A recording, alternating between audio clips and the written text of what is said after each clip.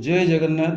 समस्ते आपण जानती आत्मविश्वास आपणकर सबुठु बड़ शक्ति।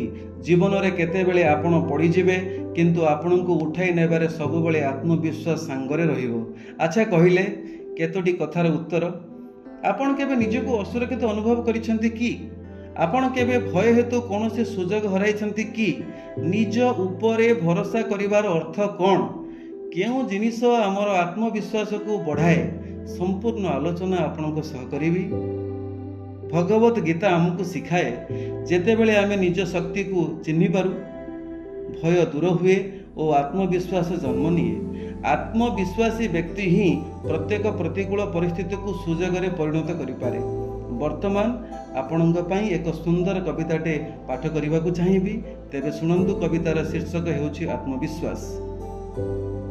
समय स्रोतरे दिन जाउछि गड़ी, धीरे धीरे बयस जाउछि बढ़ी बढ़ी। केते कौन घटी स्मृति हृदय रे देइछि छाड़ी। छलना कपट कुचक्रांतर हेइछि शिकार। निज प्रति अवहेला अन्य पई मन रे आसीछि विकार। हेले सबुर परे एकांतरे आसी थाए चिंता मनकू। हेले सबुर परे एकांतरे आसी थाए चिंता मनकू। जानतरे अबा अजानतरे हरेई देउछ निज आत्मविश्वास को। सब निंदा अपवादर जवाब देव हेबाकू। सब निंदा अपवादर जवाब हेब देबाकू। सुदृढ़ करबाकू हेब निज प्रतिछवि को। संगे धरी चलिबाकू हेब आत्मविश्वास को। स्वाभिमानी मनीषर पुंजी हेउछि आत्मविश्वास। निजर उच्च भावना को प्रतिपादित करिब आत्मविश्वास। बढ़ाइबाकू हेब निजर आत्मविश्वास। बढ़ाइबाकू हेब निजर आत्मविश्वास। आत्मविश्वास बढ़ाइबा पई किछि कथा आपण मने रखंतु। प्रत्येक दिन कहंतु मु पारिबी। बॉडी लैंग्वेज को इम्प्रूव करंतु। हस रहिबो। आखिरे आखि मिलाई कथा हेबा। विफलता को ग्रहण करंतु। साधारणतः आमे कहि थांती केवल मु पारिबी एठी अहंकार। जदि कहिबा मु पारिबी एठी आत्मविश्वास। आत्मविश्वासर लाभ बाबदरे जानिबा। जहा पाखरे आत्मविश्वास थिबो सेमाने निष्पत्ति भल भाव नहीं थांती। मु पारिबिनीर भयटा कमी जाए। निजको भरोसा करने हेतु बड़ काम करें। आत्मविश्वास थिले लोके आपण को सम्मान करेंगे।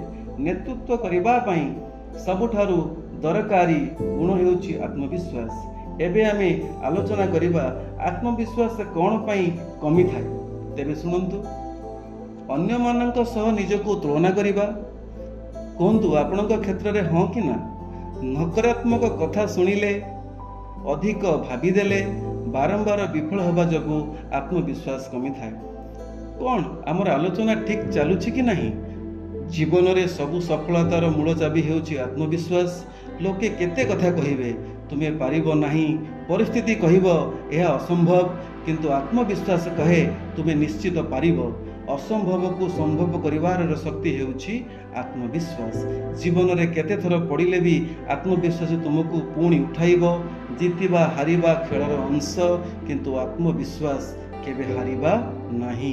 आपण सबबेले छोट टार्गेट रखी चलंतु। बड़ लक्ष्य देखी भय लागिले ताकू छोट छोट स्टेप रे भांगी काम करंतु। प्रत्येक सीढ़ी पूरा हेले आपणको आत्मविश्वास बढ़िबो। निजको नकारात्मक कथा कहिबा छाड़ी सकारात्मक कथा कहिबा अभ्यास करिबा। मु पारिबी, मु शिखुछि एही भली भावरे कहिबा। एते आमे आलोचना कले हजि जाइथिबा आत्मविश्वास किपरि फेरी पाइबा से विषय टिके कथा हवा। छोट लक्ष्य निर्धारण करिबा। निजको पॉजिटिव कथा सुनंतु। सुखद स्मृति को स्मरण करंतु। मन और शरीर को मजबूत करंतु। तुलना और निंदारू दूरे रखंतु निजको। जेबे आपण निजर चिंता अभ्यास और कर्म को बदलाइबे से दिनरू आपणकर जीवन रे आसीबो नवोदय। आत्मविश्वास केबे जन्मरू आसेनी बंधु। यह अभ्यास धैर्य और युक्तात्मक भावना द्वारा होइथाए। निजको भरोसा करंतु।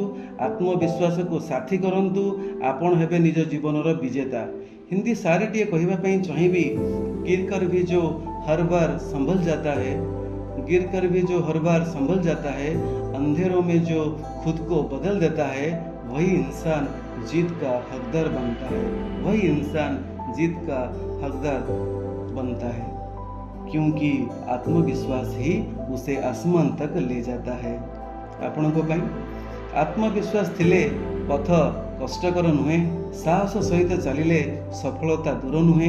सर्वशेष आपणको मोर छोटिया कथा, जीवन में केते बाधा विघ्न कष्ट आसू आपण निजको केबे छोट बा असफल भाविबे नहीं। समस्ते आपणको विश्वास करिवे, ता पूर्वरु आपण निजको विश्वास करंतु, आपण हसु थांतु, स्वप्न देखु थांतु, साहस सहित आगको बढ़ु थांतु। भविष्य निश्चित आपणको पक्षरे जीव। जदि आपण ये वीडियो रु इंस्पिरेशन पाइले कमेंट रे लिखंतु, हाँ मु निजको बदलाइबी। वीडियोटी को लाइक करंतु, शेयर करंतु और सब्सक्राइब करने को भूलिबेनी। जय जगन्नाथ।